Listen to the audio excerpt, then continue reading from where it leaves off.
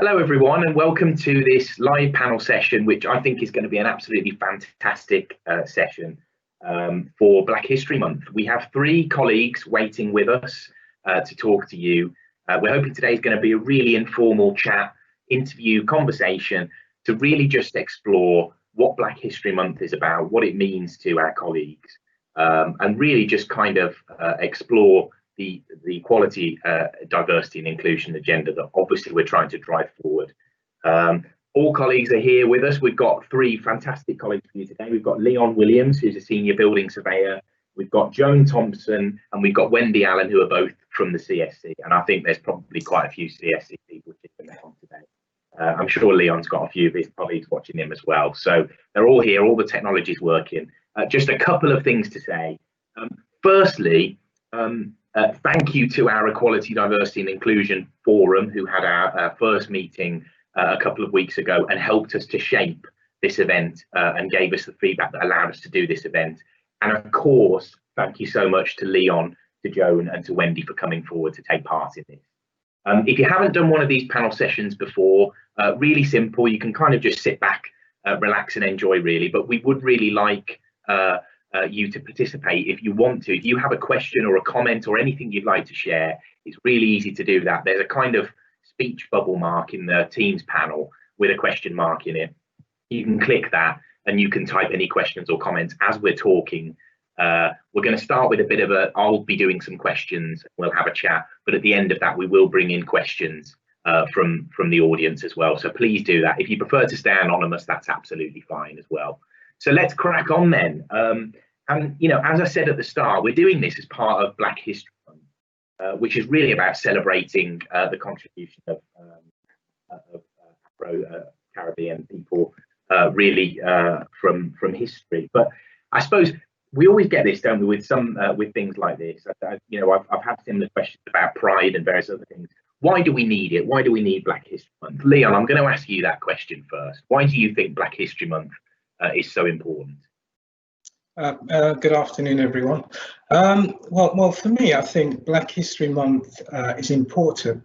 I guess really to celebrate the many achievements made by African and Americans and Black people in the UK and across the globe, and the many contributions that they've really made towards society. For me, I guess it's really a time to really focus and have an awareness of the kind of struggles and the freedom for equality, and to really to see what those before us fought for and really lost their lives for. I guess in many ways it kind of gives us hope, it gives us a life lesson, and it really does encourage us really never to give up, no matter what life throws at you. So it's really a time really to celebrate and be in awe of the many achievements that's been made throughout our history. Yeah, thanks, Leon. Did you I can't remember whether you took part in the another really good thing that the Equality, Diversity and Inclusion Forum came up with as an idea was the piece on One Place that allowed people to celebrate, you know, who it was that inspired them. Who would you have said for that? And did you have a read of that? What do you think about some of the contributions that have been made? I was quite amazed when I read that, actually, and really inspired by it. Yeah, I mean, for me, it would be Steve Biko. He really fought against prejudice. He fought against segregation, and for him, it was really about freeing the mind first through education, and then tackle the issues around equality and unfairness and transparency. So for me, he would have been a real inspirational leader. Thanks, Leon. Yeah, we saw some fantastic examples and a real breadth of them, didn't we? Wendy, I'm going to come to you now. Kind of same question to you, really, is what does Black History Month mean to you, and why do you think it's so important we mark and celebrate it? Okay, so good afternoon, all of you. And yeah, with Black History Month, it's just like what Leon said earlier. It's recognising the contribution that Black people have made over many years. And in my era, we weren't taught Black history in school, we only taught English history. So with this Black History Month, it's educating all of us, not just Black people, but all of us, and it's teaching us to learn from the past you know, and all the mistakes that we have made so we can improve the future, and especially for the young Black people to see the achievements, you know, and they can be inspired by people they can relate to, so they can relate to these people, which is now, it's on the TV, especially ITV. I don't know if anyone watches ITV, but they have really been exploiting it a lot, which is good. And I've learned some things which I didn't know. So education is really, really good for us to move forward. So that's why I really think Black history is important. But once they start, if they add it into the curriculum at school, if they add it into that, then maybe it won't be so important, probably won't need that month, because we would be taught it in school. I think that's a really good point. That's really well said as well, about it's not just actually about history, is it? It's about the present and the future as well. And if you don't learn from that and you don't learn about it, then how can you how can you know about that contribution, and also kind of not make perhaps some of the same mistakes that we've made in the past as well? Who stood out for you, Wendy, you know, in terms of a hero? Or so many, but if you'd like to. Rosa Parks. And Martin Luther King, because I'm sure you may be aware of Rosa Parks when she was on the bus and she was asked to move or get up and she refused. And then Martin Luther King, you know, he got the community together, and at the segregation, they boycotted going on the bus. And through that, eventually, you know, we were allowed, we went through a lot, you know, she had to move out the area she lived in. It wasn't easy at all, but eventually. So Martin Luther King and Rosa Parks stood up, civil rights, and we got, well, you know, we were able to sit on the bus we want to, but it, you know, it's a lot, and it's just history to know what they actually went through just because of the colour of their skin. But yeah, Rosa Parks, Martin Luther King, and many other, Nelson Mandela's, loads of them I could call. But yeah. Thanks, Wendy. I'm gonna bring Joan in now. Good afternoon, Joan, and again, kind of same question to you, I guess, to kick us off. Really, is why do you think Black History Month so important? Hi everyone. Very much like Leon and Wendy, it's just for me, it's about keeping the conversation going and keeping everything in the forefront, and learning so important that we do learn from history. And to have these difficult conversations, because sometimes they are difficult and they're uncomfortable, but the more we have these conversations, the more we'll learn from each other and not make the same mistakes as we did in the past. And as we can see in 2020, we still have a long way to go. And it is really about, you know, asking those questions and having those conversations and exploring each other and what each other likes about each other, and coming to a common ground where we can all speak from a common ground and have total equality. If that's what we're striving for, total equality. To go on to your second question before you go there, it'd be Martin Luther King for me. And just because he was a voice, he became a voice for us, and put us on the forefront of where we could start to look at what's actually going on around us, and look at unfairity, what that is, and saying we need to do something about it and bringing people together. That's me. Thanks, Joe. Really well said as well about keeping the conversations going and making and having them. And, you know, that's really, you know, the three of you today are helping us to do that, which is why this is such a great thing, really. And thank you again. Steve, yeah, and I agree exactly with what has just been said. And, you know, for me, really, it's never been more relevant than in 2020. We have seen what's happened, or certainly we've witnessed what's happened in America with Floyd George. And I guess no one really wants to see the kind of riots in the UK as can be seen in America, because of the kind of injustices suffered by the Black communities. And I guess when you think about it, we really only have to look back to the 1980s. You know, the riots in London, in Brixton, the riots in Handsworth, in Birmingham, the riots in Moss Side, Manchester. So I guess as an organisation, what we should be trying to do is try to use every tool that we have at our disposal to really combat racism and really promote fairness of opportunity, but not just from the standpoint of, say, a policy document, but genuinely through our actions. And I guess for me, it really doesn't matter what your role is in the organisation or what your position is in the organisation. We all have a part to play, and how we behave towards each other will impact on the services that we deliver. True. Yeah, really well said. Really well said. I'm going to bring in a question actually that's been asked by our audience at this point, because I think it speaks to what you were just saying actually, Leon, about remembering that, you know, in the not too distant past, really not distant past at all, we've had riots, haven't we, and issues. And somebody's asked here, do you think there's a risk that racial tensions of the past could resurface?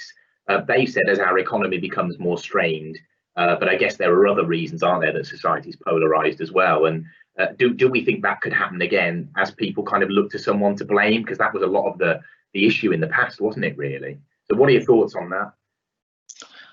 I think that, I mean, the answer really is yes.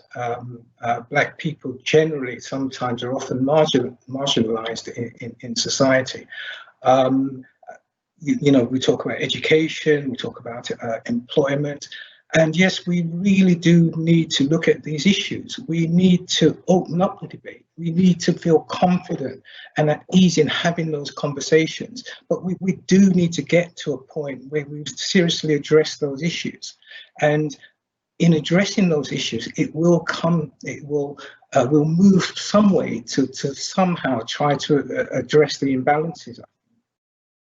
Thanks, Leon. Joan, I'm going to just bring you in on that one as well. I suppose the in a way the more productive question here would be, how do we avoid those sorts of racial tensions resurfacing, given the challenges that we've got in society at the moment? Oh gosh, that's a difficult one. How do we avoid?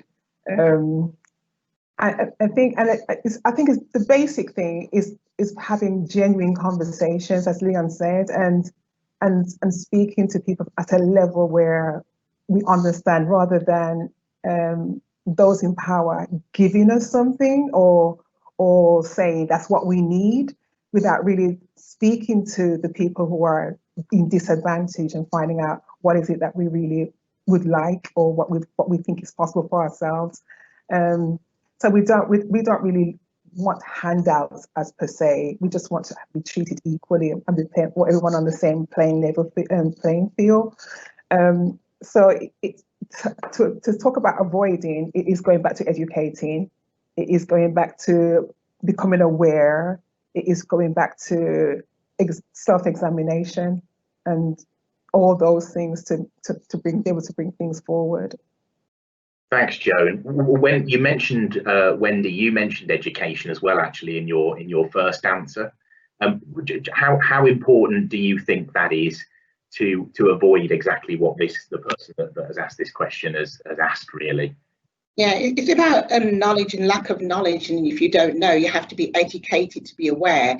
If you're not aware of something, you will continue to do something thinking that what you're doing is right, because you've not been told or being educated to know that what you are doing is wrong. And if you don't know, you will continue to do what you are doing. So as I said, on ITV, I've been watching ITV, they have loads of short stories, they have loads of documentaries, things that are going on to educate people. And I've had some of my white colleagues say, no, I didn't know that, oh, I didn't know that, you know, and they go, oh, I didn't know you went through that. And someone watched something with Samuel Jackson in recently. I haven't watched it, I think it's called Enslaved. I will watch it. And she said it was so powerful, and she's learned a lot in that. I will watch it. I haven't watched it, so I can't really comment on it.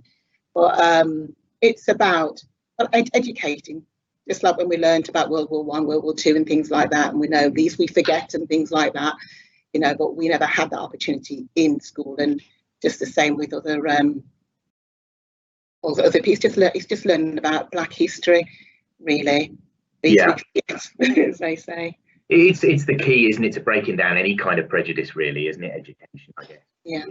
You know, I think you're right. You know, I must say, when I read the piece at the start of the month, I know Leon was part of, where people had written about their experiences, that was an education to me. I read that, I was quite surprised at some of the stuff that people had experienced in their lives, really. So I was going to ask you, move to that next, and I'll start with you, Leon, because as I say, you were part of that piece. You know, in terms of your own experiences, what was it like for you growing up as a black child, as a black man? And what sort of challenges did you face, or do you feel that you faced because of that? Well, first of all, I mean, I was born in London, and I grew up in the East End of London on the council estate called the Kingsmead Estate in Hackney. Now, my mother, she was a registered nurse, and my father was a structural engineer who had actually completed his training in the West Indies.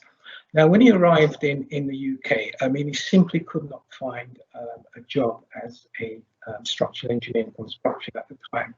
And I guess, of course, I mean, he needed to provide for his family. So he took a job as a bus driver, and then he then trained as a carpenter. But his heart was really in to civil engineering and construction. So he returned to the West Indies to set up a civil engineering business. Now, I remember growing up and applying for many positions in London for traineeships and wasn't successful. Now, there was a Voice newspaper, and I think that paper is actually still going today, and it's called the Voice newspaper. And this was a paper specifically targeted at the black community. Now, I remember there was an advert that was put out by Walsall Borough Council, and at the time they were looking for trainee surveyors, trainee engineers, housing managers, and as I said, targeted specifically at the black community. I mean, I have to say, I mean, I was living in London at the time, and I didn't have a clue where Walsall was. In fact, I guess I thought it was just a couple of miles outside London. But I guess when you have an ambition, I mean, you'll go anywhere. And I guess that's how I kind of ended up in the West Midlands. Yeah, so it was a difficult time for me. I qualified as a chartered surveyor, but also a chartered engineer. But make no mistake, this had been an incredibly difficult journey.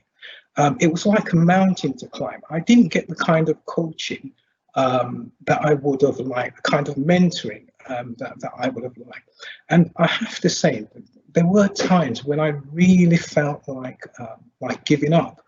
I guess for me, my mother was really the inspiration. I mean, she would say, you know, it doesn't matter how many times you fall or you fail. And believe me, I failed quite a few exams and had to take those exams again. I mean, she would say, you know, it's really about how many times you're prepared to get up, kind of brush yourself off and kind you know, sort of go again. So I guess for me, prejudice was in employment and really fair access to education. I remember I had completed a higher national certificate course in construction, and what I wanted to do a degree along with my white colleagues I'd worked alongside. And I recall at the time I was an assistant surveyor, and I remember being told by my employer that they felt that I did not require a degree to carry out my role, and also that, you know, I would not be offered financial support and would need to use my annual leave.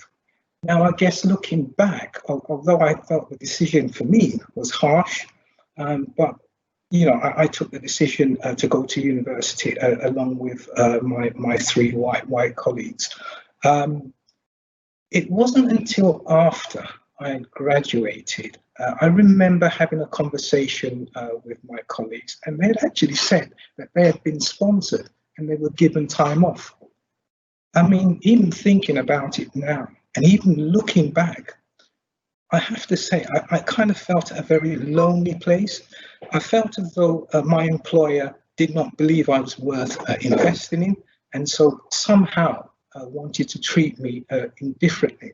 But actually, it was even worse to come, because it was then brought to my attention after I decided to take the matter further. It transpired I was also being paid significantly less, and my colleagues were doing the same role, doing the same job, and this happened over a number of years. So that for me was very, very difficult to take, and it wasn't a very nice experience. Wow, I think that is quite shocking to hear, and I guess, you know, again, that's not that long ago, is it? What are we talking, Leon? Like the 80s, 90s? We're talking about the 80s. We're talking about the 80s, 90s. I mean, that's recent history. That's yesterday, isn't it? Really? Yes. Thank you so much for sharing that. So I'm going to come to you now, Wendy. What have you, in your life and sort of career, what have you ever felt that you've been disadvantaged in a way that Leon was just referring to there? Yeah, not so much, but when I was young, I grew up in Winson Green, so there was a lot of black people in that area, and all my family was there.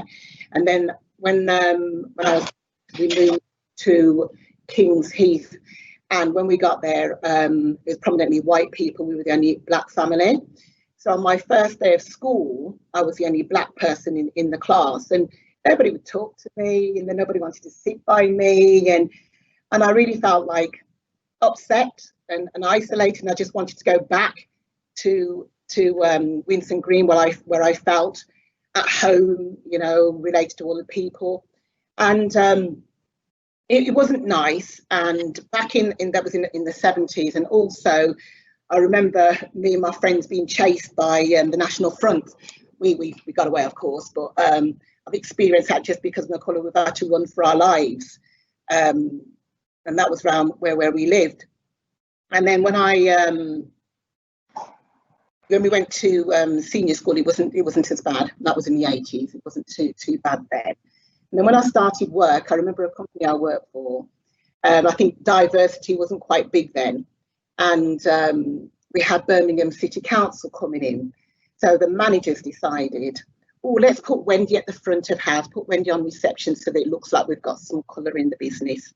And they said that to me, and I went and sat at the front of the reception so that when they came, they'd be greeted with a black person, just to show that we have diversity. So yeah, I've experienced a bit, but I don't want it for my children, and I will stand up for anyone who tries to make my children feel that way, because I know it's not a nice thing, and I don't want them to go through what I had to go through.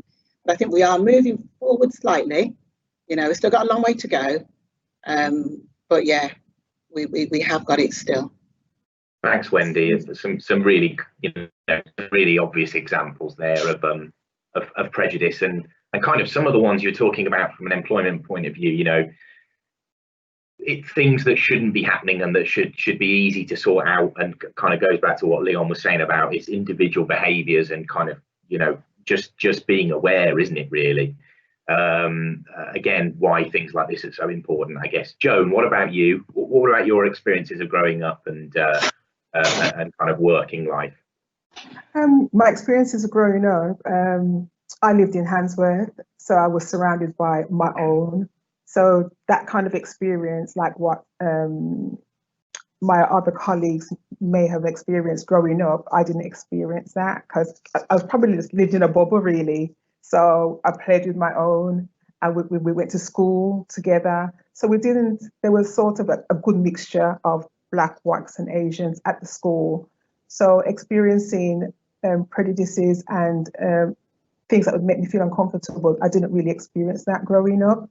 In my working years, I worked for a company that was quite open to people of colour.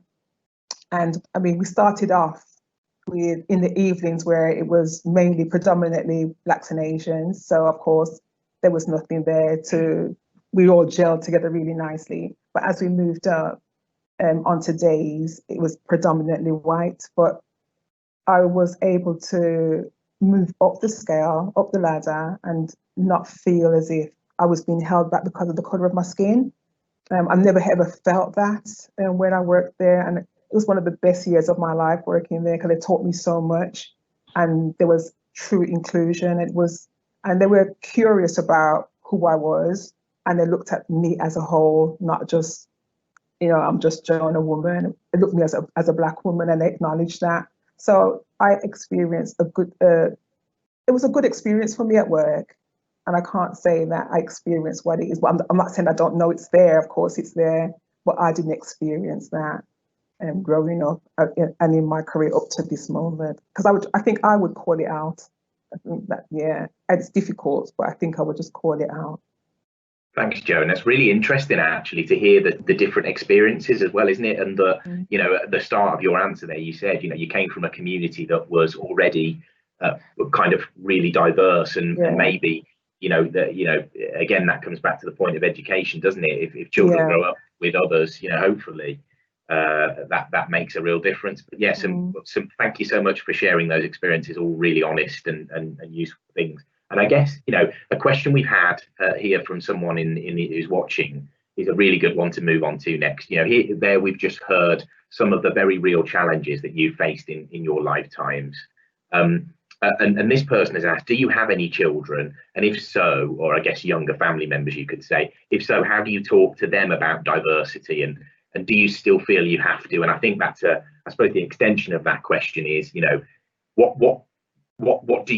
how do you feel the situation has changed for your children or younger members of your family? And do you think we're there yet, Leon? You've got two daughters, haven't you?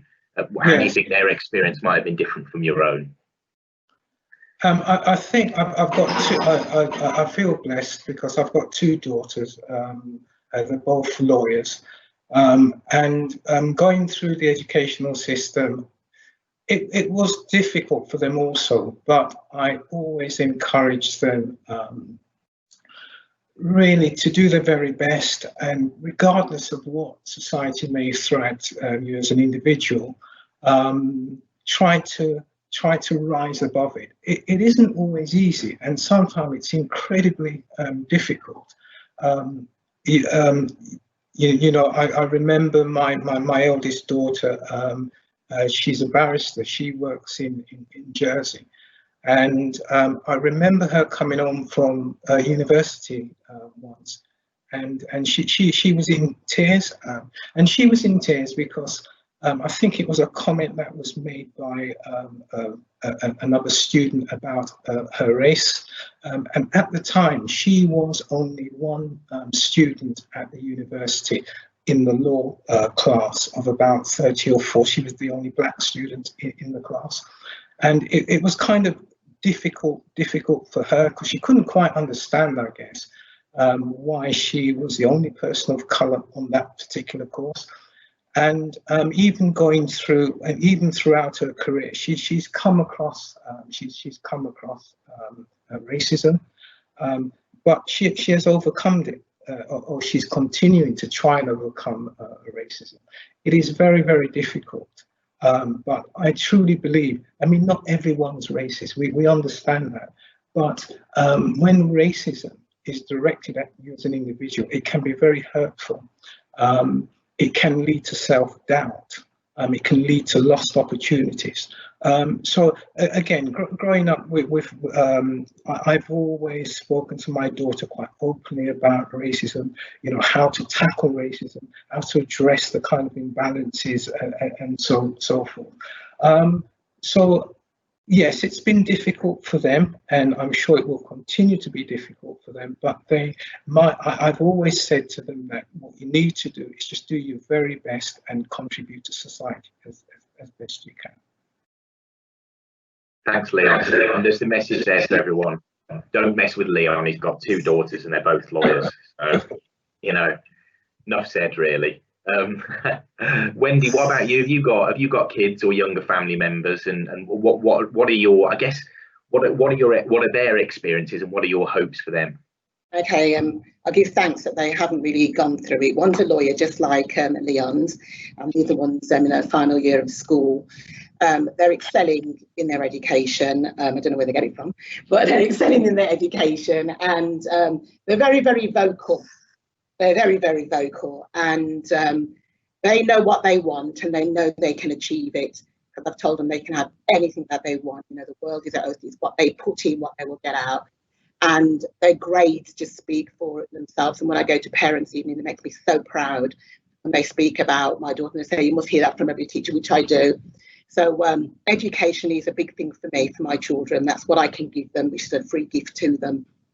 And yeah, they haven't experienced any, but I think they can hold their own, if I'm honest. They hold it with mommy, so they can hold their own. So they haven't actually experienced anything as yet, but yeah, I tell them that they are equal to their peers, and they can do whatever they want to do. All they've got to do is just put the work in, and yeah, that's with my girls. Thanks, Wendy. What about you, Joan? Yeah, I've got 3 children, and one's a son. So my girls do really well, and I didn't really have to worry about my girls, but I would be concerned about my son, and I would have to give him the talk about if he was pulled over, if he was stopped, what he needed to do to ensure that he wasn't drawn into anything. So yes, I would say that we talk very openly about diversity and what it means to be Black in England in the 21st century, and we have open and honest conversations, but we recognise that it's not a fair system, but they try their best and they do their best with everything that they put their hand to. And I do tell them, like Leon and Wendy, that there's nothing that they can't achieve, but they've got to work twice, 3, 4 times as hard to get to where they need to get to. So they didn't experience the upbringing that I came up in, but they've learned to manage. And like Wendy's children, they're vocal, they can hold their own, so they'll stand up for what they know is right. Thanks, Joan. Thank you all. And I think what we're hearing here is that, you know, from all of those things is that thankfully the experience of your children has been different to your own. I suppose, in the exception of Joan's case, where you actually had quite a good experience sort of growing up and in your jobs, but clearly also that we're very much not there yet. You know, particularly with Leon's example of what his daughter had to go through. And I guess the more of the challenge in a way is that today the kind of prejudice is maybe a bit more hidden, and it's maybe a bit more unconscious, but it's still there, isn't it? And I suppose the question, which relates to one of the questions we've had here, really about how do we drive the agenda forward as Citizen. You know, I would say that my own experience, you know, I'm gay, and which is obviously a different thing to being Black, but it's also a kind of similar thing in the sense I've faced some of the same challenges, and I've always felt as Citizen that it's quite an inclusive organisation. I've never felt you know, discriminated against. But there's no, you know, so in an organisation like that sort of feels inclusive, how do you actually tackle some of the issues that clearly we have got when we look at things like leadership in the organisation? It's a difficult question, that, but Leon, what do you think? You know, and I guess it's not just our own organisation; it's sort of wider society as well. How do we tackle what's a less tangible problem? I mean, well, we know that this is not unique to Citizen, and there are many other organisations raising the same questions, representation of Black people and other minorities at leadership level. We really only have to look at organisations like the Royal Institution of Chartered Surveyors, the Chartered Institute of Building, the Chartered Institute of Housing, the Law Society. They are all raising the same issues around diversity at leadership level. Now, for me, there are so many solutions being offered, but it really depends on who you're kind of engaging with. Now, I guess to encourage employees to talk about race can often be seen as some kind of taboo in companies. And for me, I think it's so important for business leaders and managers not to remain silent on the issue, because I think to do so, what happens is it kind of enfolds the employees, and they don't feel as though they're at a comfortable place to have those kind of open conversations and discussions. So I think the Equality and Diversity Forum, for me, is really an excellent way to kind of have those kind of meaningful conversations and to kind of implement clear and workable solutions. Now, I mean, I know it can be very difficult for Black and other minorities to open up the debate around kind of equality, around leadership opportunities within the work environment. And because they may feel they are seen as perhaps agitators. And of course, I guess, if you're a kind of at the early part of your career, you may well take the view, yes, I'm going through a difficult time, but I don't want to raise these issues because it may stunt my career progression. Now, I mean, and I'm sure we all appreciate that. I mean, increasing BAM representation at leadership level, it's really not something that is going to happen overnight. But at the same time, what I believe is that the Equality and Diversity Forum can kind of really ignite change and kind of really drive through change, because I think what we all know is that there is talent diversity out there. I think what we need to do at Citizen is to really make an effort to really tap into that talent at leadership level. And I mean, and for me, it's really about having a kind of firm plan in place to kind of address the imbalances. So, you're talking about talent spotting, mentoring, coaching, and really looking at those kind of smart, kind of measurable targets. Now, we know that if you're going to start a business, and if we're talking about a business or we're talking about education, you have a vision where you want to be at a given point, a given time, a given year, and these are, and it's so, and that I think is so important. You look at, for example, maybe recruitment and retention. Where do we actually advertise for leadership roles? Now, I gave the example earlier that I got an opportunity through a newspaper specifically targeted at the Black community. Now, for me, I guess, it's about sort of coming together and buying in, and the organisation buying in, and I really think this is being recognised at leadership level, and why we've now got the Equalities and Diversity Forum. Thanks, Leon. Joan, what would you say? What are your hopes for the EDI Forum? How would you like to see what would you like to see change at Citizen? You said, what would I like to see change? I guess that's a difficult question, because as Leon was saying, it's not as simple as that, is it? But I suppose as you're, as a member of the forum, what sort of work would you like to be involved in, and how would you like to see that group sort of drive the diversity agenda forward? I'd like to have more conversations like these, and we all know that there are deep-seated beliefs and assumptions. So if we are able to have these conversations and continue to develop them, then we'll be able to drive things forward. So I don't think having numbers at leadership that looks like us is not the solution. I think we need to get there because we are qualified for the job and they see us for who we are. And I think the tendency sometimes is to put the token person into position, and that needs to sort of disappear. So for me, it would be about just having conversations and keep having the conversations until they become comfortable enough that we can do something about it. And we know it's not a token thing that we're putting in place.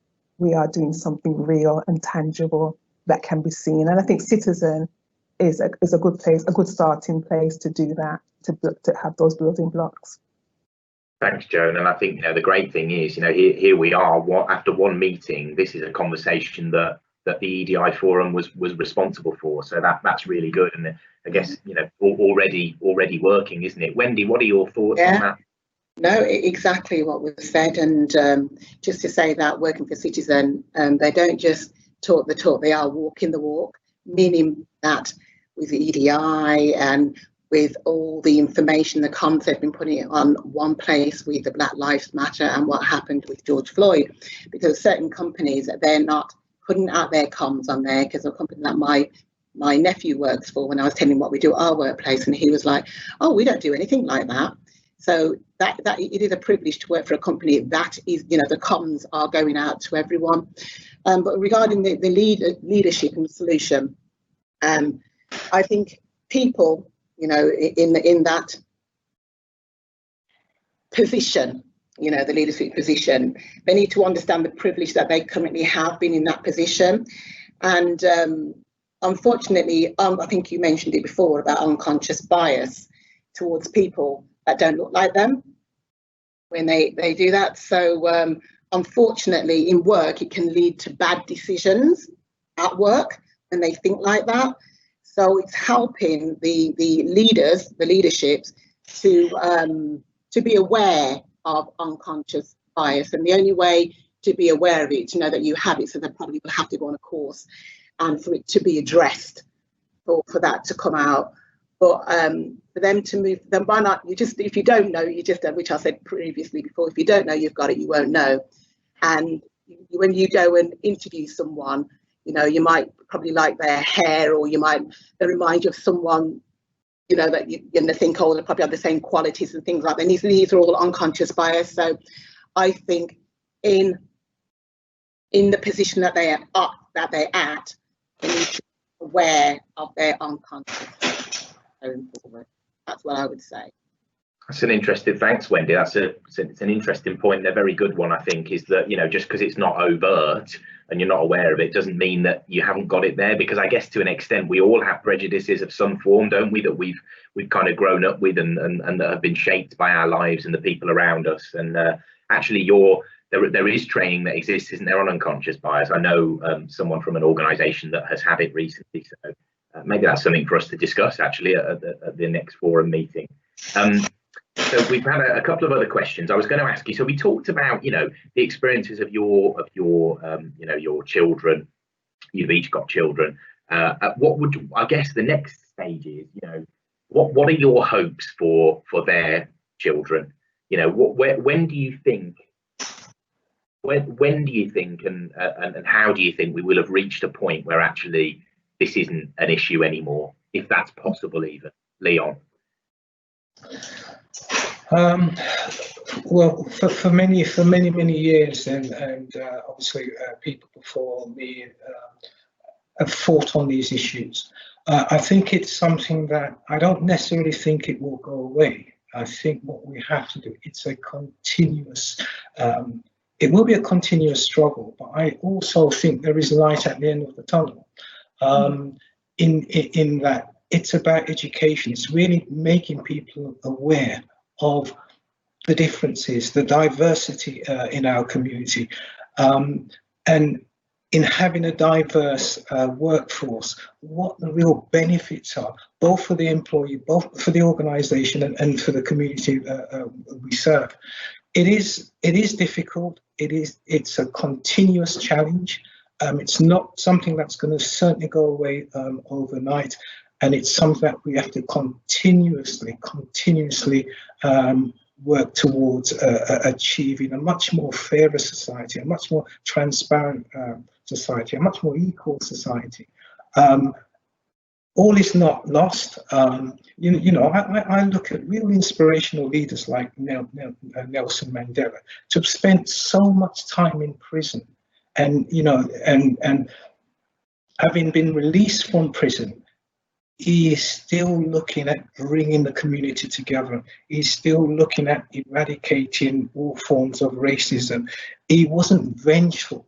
Even that length of period of time he spent in prison, many people would have left prison with a kind of vengeful attitude. But it was all about fairness, equal opportunities, and understanding human value. Yeah, thanks. Wendy, what do you think? Yeah, I think Leon said it all really. It's going to I don't think it'll ever go away. We just have to continue to do what we are doing. It's a very, very slow progress. I was watching the news again the other day, and I think it was Oxfordshire University. There was a black girl in there, and she was the only person in there. It was only 1%, I believe, in the university. And then what she did, she decided to do a Facebook or some kind of social media out to people to say, look, you know, try and come into this university because you know, you won't be the only black person in there like she was. And now they've moved from 1% to 3%. I know it's not big, but that's what we're going in the right direction. And that is one thing, the young people's got a voice. They're speaking up, they're speaking out, and they're doing things. And for her to do that, and it was on the ITV News, and you've got the group of black people, young black people there who are now at that university, but they wouldn't have attended if she hadn't have done that. So all we've got to do is just continue to move forward, as Leon has said. I don't think it will ever go away. It'll always be there, but it's about being treated fairly and respect one another, really. And all we really want is equal opportunity. But you know, we're not there yet. But we just continue going forward. As long as we continue going forward, we're in the right direction. And Joan, what about you? Your hopes for the future and for your children's children, if they have them? Very much like Wendy and Leon, that it will get easier. I don't think it will go away, but it will get easier, and they will be able to see their peers at all levels, and more than that, they'll see their peers at senior level and running the country, all that sort of thing. So I just think we just need to continue going forward and continue learning and educating ourselves, and I think that's just going to be the key. It's just going to be the key to keep moving forward and moving things forward. Thanks, Joan. And a question here, actually from Vivian Allen, who's it's kind of a related question really to what we've just discussed. And she said, does anyone on the panel think we will ever see complete equality among mankind? If not, why not? And if so, how? It's like an essay question, this one, isn't it? We'll have, thanks for that. It's a great question. Will having these conversations achieve acceptance and peace among mankind? I think I probably need to give you that and probably a week to come back with like a 1,000-word answer on it. But I suppose let's take the first part of that question. Is do you think we'll ever, you know, because I suppose we're talking about Black History Month today, you know, but let's, you know, I suppose the question really for, you know, there's a wider issue, isn't there, for the EDI forum, which is all kinds of diversity that there is in the world. Do you think we'll ever reach a point where, you know, that's not an issue anymore and we can just all live happily ever after? Bit of a leading question, that. Leon, do you want to go first? Yeah. The honest answer is that there is so much injustice in the world. There's imbalance, there's unfairness. I don't think we will ever achieve that, but I think what we can do as human beings is that we can really work towards making a real difference. Again, to our colleagues, to the community that we serve, and it's really about us trying our best to make a difference. But if the question is, will it ever go away, then I'm afraid the answer is no. But we can all, I think I said earlier, we can all play our part to make things much better. Joan, what do you think about that one? No, I don't think it will ever go away. But we can live in hope, and if we have hope, there's hope for change, and we can continue to build on that.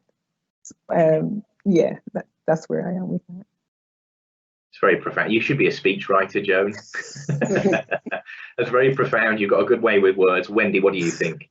Yeah, I'll just ditto what Leon and Joan has said. That's all. You know, we just got to strive forward, and I don't think there will be. Yeah.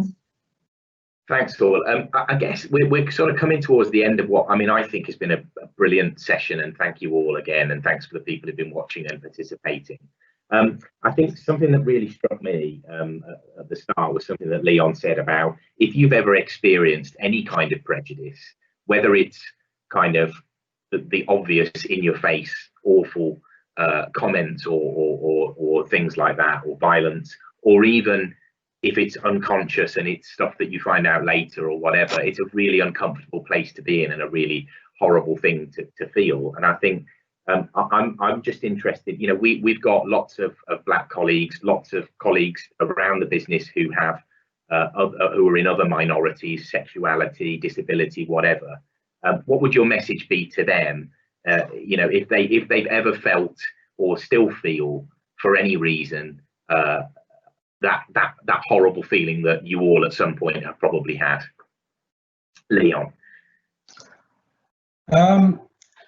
I think prejudice is not really a fixed trait. It's something that can be changed. So what I would say is build a support network, family, friends, speak to colleagues, and within the new Equality and Diversity Forum, I mean, there may even be members who may have gone through similar experiences and can offer sound advice. I would also say push back against prejudice and report it, because it can lead to mental health issues. And, you know, often it's, and particularly black men, it's something sometimes we feel, oh, you know, we've had this problem for quite some time and we're able to deal with the problem. But actually what you do need support, because if you don't get the support, it can lead to self-doubt and kind of lost opportunities. So by all means, I think certainly build a support network, family and friends, and speak to colleagues who, as I've said, may have even gone through kind of similar experiences and can offer sound advice, I think. Wendy, what about you? What would your advice be to anyone who may be feeling, you know, that they've gone through this or just needs help? It's time to speak out. That's what I say to my black colleagues. Time to speak out. You know, if it's not time, the time is now, and it's the only way that we will see change. If we speak up, if we don't speak up, how can they know, and how will they change? So I'll just say, really, just it's time to speak out. And Joan? It's the same as Leon and Wendy. I don't speak up, don't suffer in silence, and one of the values that Citizen is encouraging us to do is to be brave. And if we are brave, we'll speak up and we'll go with changes amongst us. Thanks, Joan. I'm going to read out just a few comments that are coming through. So really good to hear. Rachel Thompson, our head of HR, has said that we are developing unconscious bias training. So you're one step ahead, Wendy, that, and it's due to be rolled out to staff. So that's a really good thing to hear. I'll certainly be interested in doing that. A comment here from Dawn Barker. Thanks, Dawn. And Dawn just says, it's not a question, just sharing a thought that the colour of a person's skin should never dictate how they're treated. It's about the quality of an individual's values and behaviours and how each of us apply equality and diversity. Everyone should take ownership to live a decent life for ourselves and each other. Thanks, Leon, Wendy and Joan, for sharing your thoughts and experiences. And Ravinda Kaur, our equalities managers, also said, thank you for volunteering, a very good, insightful, thought-provoking session. I certainly agree, and you know, it wouldn't have been possible if you weren't willing to come forward and talk and share your experiences and thoughts. And I've certainly learned a lot in the last hour, and I hope you have all enjoyed it too. So really, not much else to say other than to thank, give a massive thanks to Leon, to Joan, and to Wendy for giving their time up. Thank you to everyone who joined us today and gave your thoughts and questions.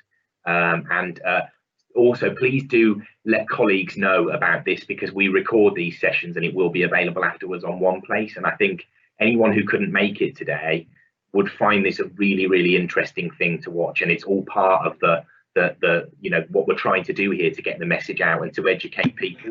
I think it would be impossible to not watch that and take something away from it. So so please do spread the word and look out for it on One Place.